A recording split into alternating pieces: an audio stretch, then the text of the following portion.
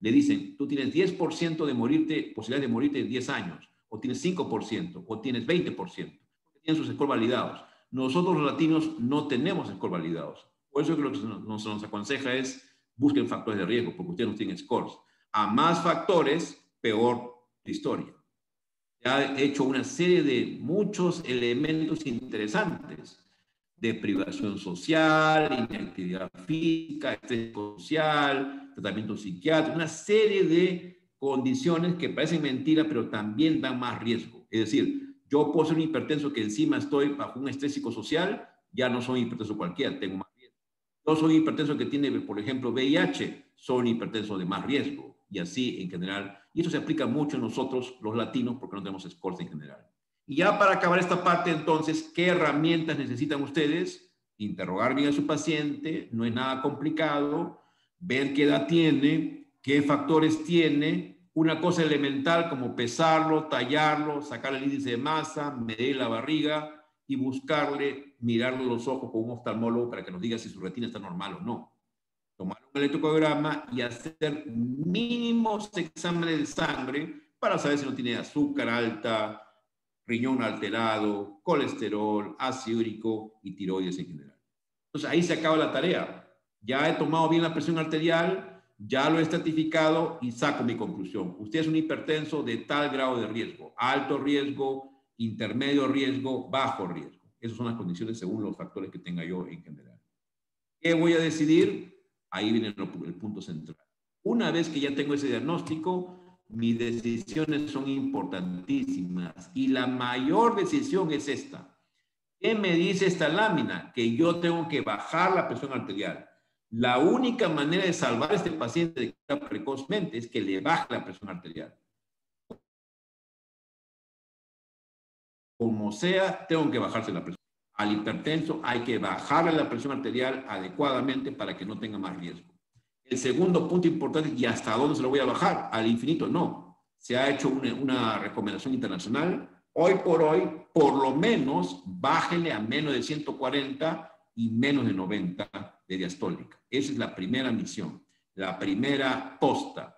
Si pueden bajarle un poco más a 130, 80, en gente muy especial, de más riesgo, mejor. Pero cuidado con eso porque pueden también incurrir en un problema para el paciente. Hay un lema que hacemos nosotros en medicina que se llama primum non nocere, primero no hacer daño. No es necesario llevarlo tan bajo si es que el paciente se siente mal. Lo importante es por lo menos reducir a menos de 140 y menos de 90. Los americanos otra vez también tienen su esquema propio. Ellos dicen que no. Ellos propugnan de que a todos hay que bajarle a menos de 180. Podemos conversar después por qué dicen eso. Pero en realidad es una posición de ellos. Los europeos no. Los europeos dicen no, cuidado con la edad. A un adulto mayor, a un abuelito de ustedes, no se les atreven a bajarle mucho la presión arterial porque eso les puede hacer daño. Hay ciertos números que deben ustedes respetar en general.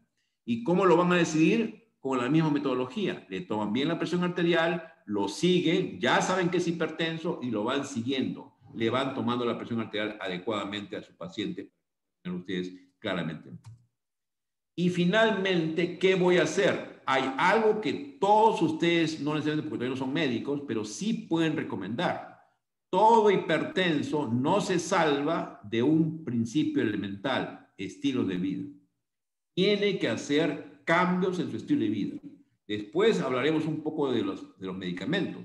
Muchos de ellos se dan con medicamentos, pero lo principal es el recuadro rojito. Todos tienen que hacer estilo de vida. ¿Qué cosas son estilo de vida? Aquí no hay cuento, aquí no hay propaganda de nada. 1, ejercicio. 2, dieta saludable. 3, bajar el sodio, la sal. Y definitivamente no fumar y un consumo de alcohol no exagerado.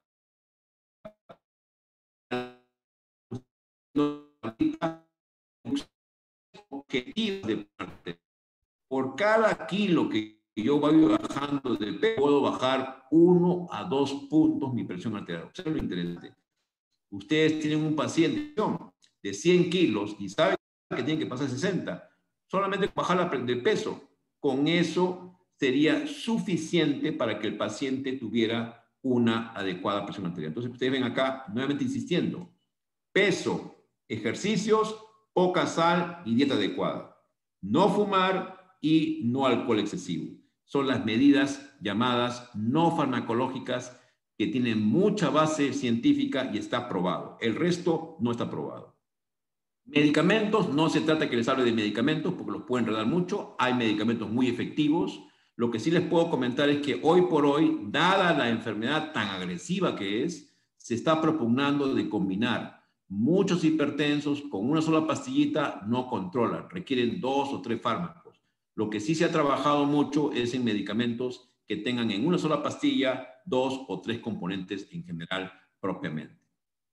Y en general la estrategia es esta. Los europeos son muy agresivos. Los europeos dicen rápidamente combina, empieza con 2 en una. En una sola píldora, 2 medicamentos. Y si no controla, le das 3. Pero cuidado con el octogenario, cuidado con el abuelito, cuidado con los pacientes frágiles, que mejor es empezar con un solo fármaco e ir avanzando poco a poco. Y si no funciona, 3 medicamentos y mucho más raro, 4 medicamentos. ¿Cómo se distribuye esto? El grueso de hipertensos controla entre 1, máximo 3 medicamentos. Solamente un 5 a 10% necesitan más de 4, felizmente, más de 4 medicamentos. Eso sí se sabe claramente en las estadísticas. Entonces, la gran mayoría, 1, 2 o 3 medicamentos es más que suficiente para controlar la presión arterial en general. Y depende de las escuelas, los americanos tienen otros parámetros en general para poder tomar las decisiones, pero siempre insisten, cuidado con el adulto mayor, sobre todo octogenario, cuidado con el adulto frágil y sobre todo si es un hipertenso leve. Y ya para acabar y no fastidiarlos más y no maltratarlos, tenemos algunas reflexiones finales. La primera reflexión es esta, que hay que ser muy reflexivo. Hay que tener mucho sentido común, ustedes tienen que tener mucha calma, pensar muy bien a la hora de tomar una decisión con respecto a este paciente. ¿Será hipertenso o no será hipertenso? Y si lo es, ¿qué tipo de hipertenso es? Y hay que ser muy responsables para eso porque es un diagnóstico muy serio. No es grave, pero sí muy serio. No se le puede ni alegrar porque se dice que no es hipertenso, ni tampoco alarmar porque es hipertenso. Todo en su medida es lo adecuado. La segunda reflexión es esta ola de COVID que tenemos. Todo el mundo habla de COVID y no sabe más que hablar de COVID, pero esto ha traído un gran problema. Hay mucha gente hipertensa que se está descuidando, no toma sus medicamentos, no tienen acceso a los hospitales y es la llamada que nadie habla de la llamada ola de lo que significa las enfermedades crónicas mal controladas o mal atendidas. La tercera reflexión es esta y léanlo con cuidado. Tomar la presión arterial no es un juego y por eso que alguien dijo esto hace muchos años, observen el detalle, esto lo dijeron hace casi 30 años, Pickering, una tremenda leyenda en hipertensión arterial, dijo, la medida de la presión arterial es algo demasiado importante para dejarlo en manos de los médicos. ¿Qué decían ellos? Que no respetan por las reglas, y es cierto. Y las evidencias dicen que la presión arterial de los pacientes hipertensos no la deberían tomar los médicos porque generalmente lo hacen mal o lo hacen apurados. Y la última reflexión es esta, y espero que algunos ya hayan traducido lo que dice ahí. Esto fue escrito, ¿saben cuándo? Hace 5,000 años.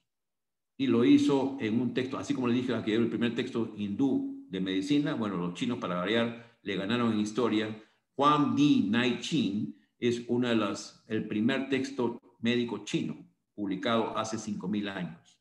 Y mostró 3 cosas importantísimas que quiero que les graben en sus mentes. Número 1, los médicos mediocres los médicos superiores, previenen la enfermedad. Los médicos mediocres tratan la enfermedad antes que sea evidente, o sea, cuando está ya con molestias, y los médicos inferiores tratan la enfermedad totalmente expandida, totalmente manifiesta. ¿Cuál es el mensaje para ustedes? Aspiren a ser médicos superiores. Yo ya no puedo hacerlo, yo ya soy un médico o mediocre o inferior, porque yo hago cardiología y yo veo más pacientes muy complicados y generalmente ya con secuelas. Pero lleguen mucho esta imagen, ustedes sí pueden aspirar, ustedes están empezando su vida y van a hacer una cosa, imagino, de seguro exitosa y van a poder estar muy claros. Muy bien, espero que no haya habido mucha interrupción. Les agradezco sobremanera la atención y estamos prestos a poder compartir cualquier inquietud. Muchas gracias, doctor Medina, por esta excelente ponencia. Los que tengan alguna pregunta pueden mandarla por el chat del host o levantar la mano para poderles dar la opción de que puedan comentar su pregunta por el audio. Acá veo una de Stephanie que pregunta sobre por qué las personas con hipertensión tienden a complicarse con casos con COVID. ¿De acuerdo? Bueno, ahí vale la pena aclarar las cosas. Otra vez, siempre la mala información. Cuando salió este problema del COVID, cuando se lanzó la epidemia, los italianos publicaron unas estadísticas interesantes que decían que muchos de los hipertensos se complicaban en general. Lo que pasa es que eso fue un error en realidad, porque después aparecieron estudios muy formales, pero acá, como siempre, tomaron toda al pie de la letra y por eso es que dijeron todo hipertenso se va a hacer más posible que se infecte. No hay que confundir riesgo de infectarse con riesgo de complicarse. Riesgo de infectarse tenemos todos.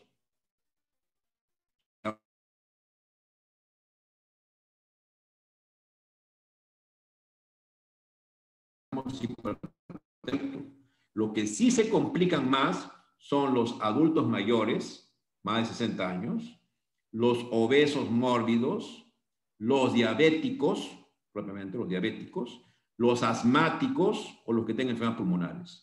Pero los hipertensos, cuando se hizo el estudio y se corrigió ese dato, no salía que se complicaran más. Lo que pasa es que ustedes entenderán que hipertensos hay un montón. Entonces, de todos los COVID, tiene que haber hipertensión. Por eso dijeron, entonces los hipertensos, de todos los COVID que veo complicados, muchos son hipertensos. No, no es que sean muchos, lo que pasa es que hipertensión es epidémico, es endémico. Hay 5, 6 o 7 millones de hipertensos en nuestro país. Entonces, y si hay miles de COVID, tienen que pescar hipertensos. Pero cuando se ha hecho el normal, no es cierto que la hipertensión se complique más. Pero eso ya metieron la pata ahí y ahí se hizo un escándalo. Mucha gente perdió su trabajo por esto, porque lo sacaron los trabajos, porque decían, no, tú eres hipertenso, te vas a infectar de COVID y me vas a complicar la vida porque voy a tener que pagar todo. Pero eso no es cierto. Sí es cierto, nuevamente insisto, el adulto mayor, 60 años para arriba, el obeso, el diabético, el asmático, el que tiene enfermedades pulmonares, ellos sí se complican realmente más.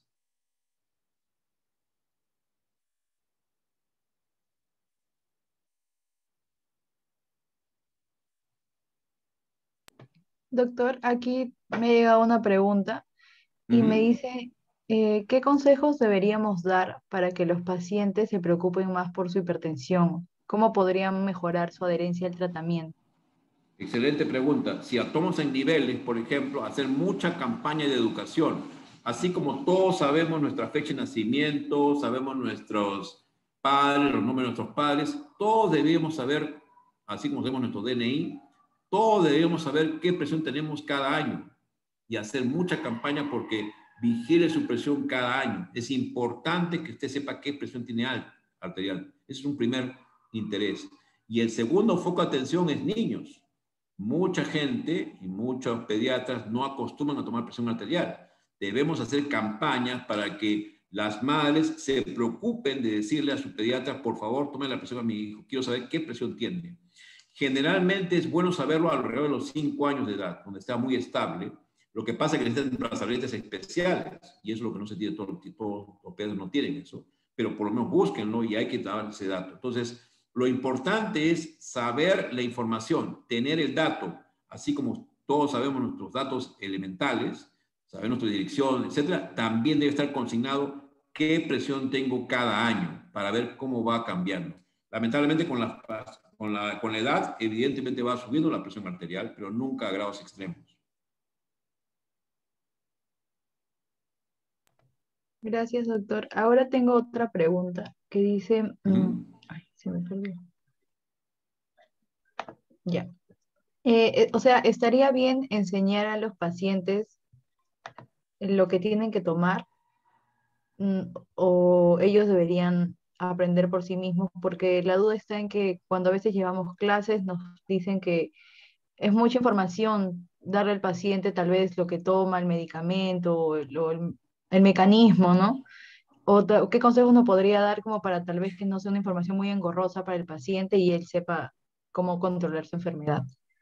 Perfecto. Yo creo que lo primero es hacer entender la enfermedad a los pacientes, decirles de qué se trata, no asustarlos. No es una enfermedad grave, se puede hacer grave, pero más es una enfermedad seria, que debe tomar las cosas muy claramente. Insistir que lamentablemente no es una enfermedad curable, es una enfermedad crónica. Crónica significa que no se cura, y eso hay que explicarle y reforzar en cada visita, en cada campaña, reforzarlo. Esto es una enfermedad crónica, hay que hacer un diagnóstico adecuado, es un diagnóstico muy serio, es un diagnóstico que tiene que ser apropiado, pero no se cura, solamente se controla. Por eso es que lo mejor es prevenirla. En cuanto a sus medicinas, por lo tanto, si es crónica y no se cura, las medicinas son de por vida. Nunca las va a poder dejar, nunca. Sí puede ocurrir de que si yo soy obeso y a la hora de bajar de peso o hacer ejercicio, de pronto mi presión comienza a bajar. Entonces la gente interpreta mal, dice, ya me curé. No, no se ha curado. Sencillamente eso que ha hecho de bajar de peso, hacer ejercicio, ha sido suficiente como para que le baje la presión y por lo tanto con eso ha sido común tomar un medicamento y eso que se acepta. Los estilos de vida bajan la presión arterial. Entonces hay que decirles y explicarles bien. La medicación se respeta en forma ineludible. Los medicamentos más modernos no pueden ser tomados más arriba de 24 horas. Es decir, cualquier medicamento moderno solamente tiene cobertura de 24 horas, no dura más. Por lo tanto, todos los días, a una determinada hora, yo siempre digo a los pacientes, apenas usted se despierte, tome su pastilla, porque si no, se va a olvidar. Si usted busca una hora especial, se va a olvidar. Es mejor tomarlo claramente. Y hacerla, ahí está el arte de cada uno de ustedes, el arte de cada médico. Por eso hay médicos mucho más exitosos que otros menos exitosos, porque no tienen paciencia, no le explican, o lo hacen muy complicado, hablan mucho el lenguaje médico y no les entiende. Ustedes no tienen que explicarle muchos mecanismos, esos mecanismos son para nosotros. Ustedes lo que tienen que decir que estos medicamentos lo que hacen es bajar la presión y por lo tanto el cerebro no va a sufrir, el corazón no va a sufrir. De manera simple, muy simple para que ellos se entiendan bien. Y que los medicamentos hay que vigilarlos y hay que seguir sus controles. Gracias, doctor. Otra pregunta es eh, si recomendaría que los pacientes, o sea, se tomen la presión arterial en su casa y con qué frecuencia. De manera ordenada, sí. Por eso es que es un capítulo interesante. Yo les invito a que busquen esta información, pero se la puedo resumir fácilmente. Número uno, aparatos adecuados. Los electrónicos son los más... definitivamente lo que sí ustedes tienen que rechazar es que se está yendo, que vayan a las farmacias, que la curiosa, que le pagan un sol para que venga alguien a tomar la presión. Están botando su plata porque son gente que no sabe tomar presión arterial. Mejor es que inviertan en sus maquinitas, y ustedes tienen que mirar en su Google, se fijan cuáles son los aparatos validados, que tengan su instrumento y que respeten el protocolo de tomarse la presión arterial. En casa se toma durante 7 días, 2 turnos, mañana y noche, y 3 tomas cada vez, cada 2 minutos, y le trae esa información para que uno, el médico, ya le diga, está bien o está mal. No hay que pregonizarle que se tome cada rato. Mucha gente dice, me duele la cabeza, voy a tomar la presión arterial. Se toma la presión arterial y sale alta. Dice, estoy mal, estoy con la presión alta. Eso es un error. Una medición no sirve para nada. Tiene que traer todo un programa de seguimiento. Y eso hay que educarlos. La presión en casa es valiosa, pero es un arma de doble filo. También puede hacer que se confundan y que entren en pánico. Entonces es importante educar. Acá importa mucho la educación. Acá entra en toda la educación. Y no son cosas muy complicadas. Si ustedes se dan cuenta, son cosas simples, pero tienen que darle el mensaje muy digerido, muy simple al paciente. Gracias, doctor. Otra pregunta es, ¿qué medidas podemos aplicar en adultos mayores que no están yendo a sus controles de hipertensión por temor a contagiarse del COVID-19? Es una pregunta muy importante y muy seria. Hoy por hoy los adultos mayores no tienden a venir. Ahora están viniendo un poco más al hospital, pero a mí me da escalofríos cuando viene mucha gente adulta mayor porque pobres personas se están exponiendo mucho. Yo creo que lo importante es igual el mensaje, y si son independientes, bueno, si tienen algún familiar, alguien que los pueda ayudar, sería ideal para que entrenarlos a que también se tomen la presión por su cuenta. En realidad, siempre, hoy por hoy, se pregoniza mucho que es mejor que uno se automida la presión con los dispositivos que le estoy comentando. Porque buscar a una tercera persona siempre incurre en error. Lo más probable es que esa persona no sepa tomar presión arterial y va a usar un aparato inadecuado. Es mejor educarlos en que se automidan la presión y bajo estrictos medidas de protocolo lo hagan adecuadamente. Eso es lo que tienen que hacer. Y en el adulto mayor es mucho más importante. El consejo mayor para un adulto mayor, sobre todo octogenario, nunca por nunca estar con presiones en 120, 110 o 100, porque eso les va a llevar a menos irrigación cerebral y los va a inducir a mucho más daño. Entonces, es una educación que hay que hacer con cada de estos pacientes adultos mayores. Pero estoy de acuerdo con que no tendrían por qué visitar a los hospitales solamente para que le tomen la presión arterial. Lo pueden hacer tranquilamente en sus casas. Aparte que la presión en casa es mucho más valiosa que la presión en el hospital. En el hospital siempre sale distorsionada. Gracias, doctor. Otra pregunta nos dicen, buenas noches, ¿qué recomendaciones se puede hacer a los pacientes sobre la buena alimentación? Bien importante es ese tema. En general, hay una llamada dieta DASH, que ustedes conocen muy bien, DASH, que es una dieta del Mediterráneo, que es más que todo pura fibras, verduras, carnes blancas, pescados, aceite de oliva, que es un poco cara, evidentemente. Yo diría de que lo que tenemos que preconizar mucho en nuestro medio es que acostumbren a comer muchas verduras, coman muchas frutas, que coman carnes blancas fundamentalmente, con un poco de aderezo y que tomen mucha agua. Eso es para empezar. La segunda cosa importante, y no entrar en muchas cosas muy sofisticadas, sobre todo muy condimentadas o con mucha grasa y sobre todo frituras. La segunda cosa fundamental que sí tenemos que hacer mucha campaña es en el sodio, el contenido de sal. Ya estoy hablando de hipertensos, no estoy hablando de prevención en niños, sino estoy hablando de hipertensos en sí.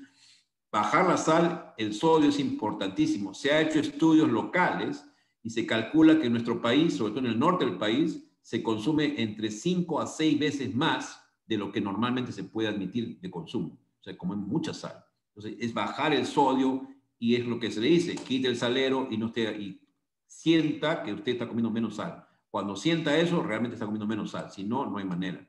No hay una manera muy exacta, digamos, de que...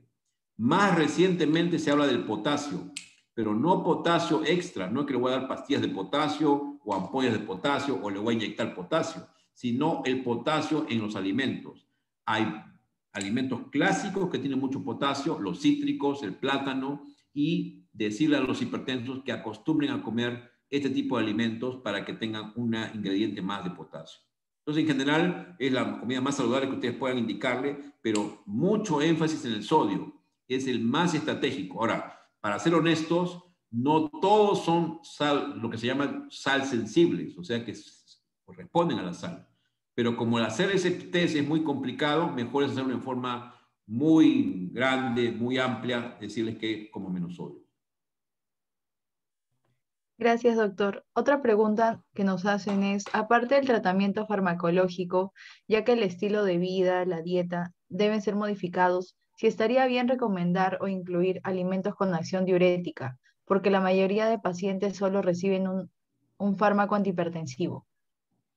Es una interesante pregunta. Eso es lo que tendría que ver con la llamada, pues, la terapia tradicional o la medicina tradicional, la medicina folclórica o la medicina, digamos que no con estudios científicos.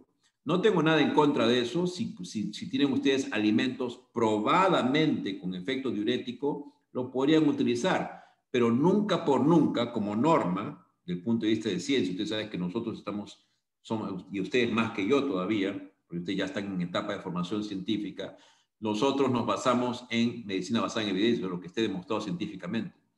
Hacer estudios con medicina tradicional no es tan fácil, porque en hipertensión todavía menos, porque exponer a un paciente, ustedes imaginan, exponer a un paciente a solamente medicina tradicional y no darle fármacos, no es muy bien visto, va contra el código de ética, está en riesgo la vida del paciente. Eso se hizo para informarles a ustedes hace más de 50 años. Hace 50 años sí se hizo ese estudio. En los años 70, 69, propiamente, sí se hicieron esos estudios en que a un grupo lo dejaban sin nada y a otro grupo le daban medicamentos. Y como fue una catástrofe, porque al grupo que no le daban nada, morían, hacían hemorragias cerebrales, fue una catástrofe, pero eran los estudios llamados placebo controlados. Así empezó la ciencia. Nadie habla de eso porque no es muy elegante, pero así empieza la ciencia, toda la ciencia es así. Yo no tengo nada en contra de medicina tradicional. Si hay pruebas de que eso funcione, estoy de acuerdo, pero siempre como un suplemento. Nunca por nunca reemplazar un medicamento a uno que está probado científicamente. Y es la medicina que ustedes están haciendo, pues, ¿no? Claro, alguien puede, al final de sus carreras, alguno de ustedes de repente dice, no voy a hacer, ya creo mucho en la medicina tradicional y me voy a dedicar a la medicina tradicional. Pero tengan en cuenta de que van a enfrentar una gran barrera. Los estudios científicos no van a ser tan fáciles de hacer. Gracias, doctor. Aquí alguien nos comenta, buenas noches, doctor, gracias por la ponencia. Quería saber qué tipo de ejercicios le podríamos recomendar a un paciente hipertenso. Es importantísima esa pregunta, sobre todo porque hay dos mensajes claros. Frecuencia del ejercicio y tipo de ejercicio. Lo importante es que sea predominantemente aeróbico, movimiento, caminar, saltar, bailar, correr, nadar. Pero no es mala idea que haga un poco de anaeróbico para poder fortalecer un poco su musculatura. La proporción probablemente esté entre 80-20, 90% más aeróbico y 10% para el endurecimiento de músculo. Pero lo más relevante es cuánto tiempo tiene que hacer de ejercicio. No menos de 30 minutos por sesión. Más si quiere, menos no sirve para nada, no está probado científicamente. Y lo otro es, ¿y con qué frecuencia? Se aconseja entre por lo menos 5 veces por semana, para que les haga una cuota semanal de 2.5 horas. Ustedes dirán, ¿por qué pone tantos números así? Porque esos son los estudios, así han sido estudios hechos, con esa cantidad, para que ustedes vean lo exigente de la ciencia. La ciencia tiene que ser, han ido tabulando ejercicios, inclusive ejercicios en horas de que no tenga nada que hacer, en horas de ocio, por ejemplo, puede servir algo, peor es, alguien dice que promueve el ejercicio dice peor es nada, pero la formalidad es 2.5 horas por semana, idealmente 30 minutos 5 veces por semana. Más si quieren, menos no les va a servir mucho.